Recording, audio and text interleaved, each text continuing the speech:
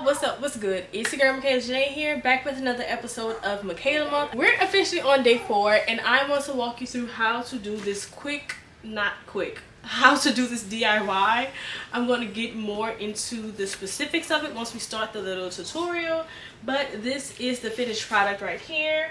I have the little puffball station for the kids to come and play with it. So this is the finished product. We're going to talk about this as we get into the video. So if you're interested in how to make this for your toddler or your baby, just keep on watching and I'll see you guys at the end of this video. Okay, so starting with supplies, I have my little paint pan. I have acrylic paint from Walmart. I have clear packing tape, pom-poms, scissors, and the builder's paper from Home Depot. This paper has multi-uses. This is exactly what most people use to make their little banner art.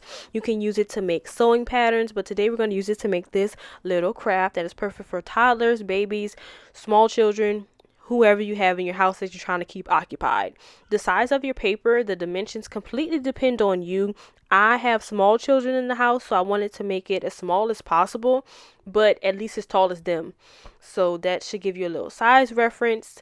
And I'm going to cut it out. And before I started painting, I did use a regular pencil and draw like a little outline. It doesn't have to be perfect. You do not have to be an artist to do this. Your child is going to appreciate it. Your sibling is going to appreciate it no matter what. It's like their own little miniature tree compared to the big tree you probably have up in your house already. So I'm just starting off with the star because it kind of like centers everything, using my acrylic paint in yellow. Now, I am using apple barrel paint, which is not the best quality at all. But if you ever want to make your paint thicker, add in a little bit of cornstarch and it's going to make it nice and thick, like the more expensive paints. So I'm going to paint my star, paint my star, paint my star, and then move on to the outline of the tree, which will be green. Now, when it comes to the outline of the tree, I would say go a little bit thicker with your lines than I did because it's going to help it not be as flimsy when you're cutting it out. Because I will definitely say mine was a little too thin, not crazy thin, but if I was to do it again, I would want to do it thicker.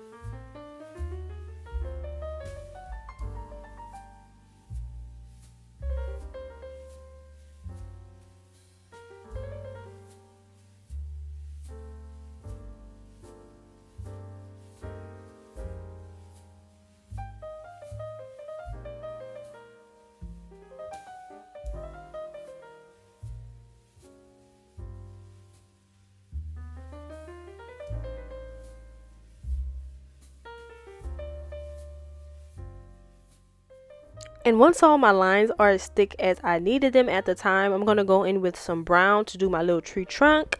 Super easy. It's just a thick rectangle and you're going to fill that in with any type of brown. Probably use a bigger brush. And that was one thing I would say too. I was using kind of a fine brush, so that's why my lines were smaller. But if you use something that's a little bit thicker, a paintbrush that's on the wider side, your lines will be wider. So that's a major tip. Next, we're going to be cutting out the empty spaces.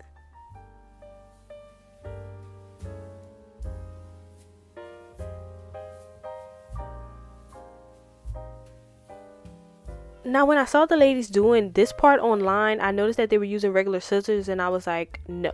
I have a rotary cutter. This is not my rotary cutter that I use on fabric. This one is only for pattern paper, so I was like, let me just use it on this construction paper also.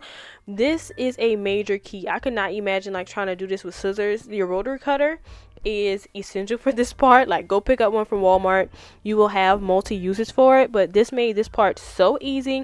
I didn't even have to go in with a pair of scissors. I just kept cutting as close as I needed to that green line. So I'm gonna cut everything out, and then we're gonna come back for the hardest part of this DIY, which is taping the back.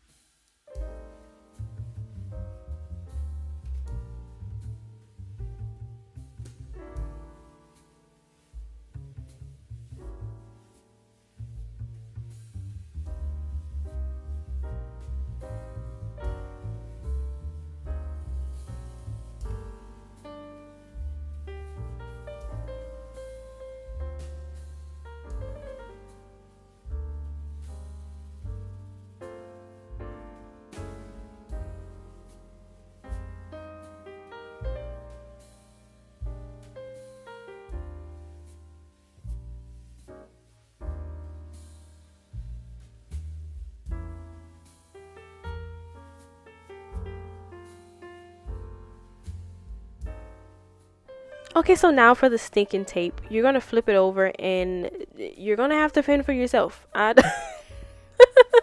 don't know what to tell you. Like, this was hard. Okay, so basically you're trying not to stick it to your table or your surface. I had to like stop recording because I needed a second pair of hands. Okay, I needed my mom to help me to not like lay it down too flat. I think I was kind of like trying to put it on there too perfectly or something, because it was just not. It was sticking to the table. The tape was sticking to each other. One thing that will also probably help you with taping down the back is maybe like laying the tape down flat and then sticking it to each other and creating like a tape sheet, and then sticking it to the brown paper in sections like that. That's something that my mom showed me, and it helped a little bit, but it was still pretty hard. Like, the tape is the hardest part of this DIY. But once you have the tape together, then you're just going to want to use a thumbtack or some double-sided tape and stick it on your wall. Make sure you're using something that won't, take off the paint off the wall. Other than that, your child is going to love it.